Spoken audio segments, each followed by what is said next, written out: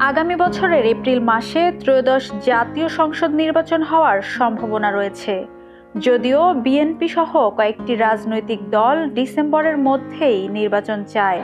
তবে সরকারি ও নির্বাচন কমিশন সূত্রে জানা গেছে এপ্রিলের আগে নির্বাচন সম্ভব নয়। জানুয়ারি থেকে মার্চ পর্যন্ত ভোটার তালিকা হালনাগাদ। ফেব্রুয়ারি মার্চে রমজান ও ঈদ থাকায় এই সময়ে নির্বাচন করা কঠিন হবে।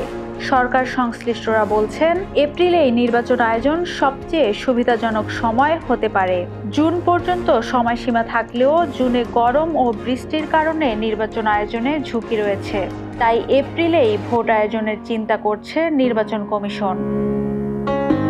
এদিকে জাতীয় ঐকমত্য কমিশন বিভিন্ন দলের সঙ্গে আলাপ চালিয়ে যাচ্ছে। বিএনপি ডিসেম্বরের মধ্যেই ভোট চাইলেও জামায়াত রমজানের আগে এবং এনসিপি মৌলিক সংস্কারের পর ভোট চায়।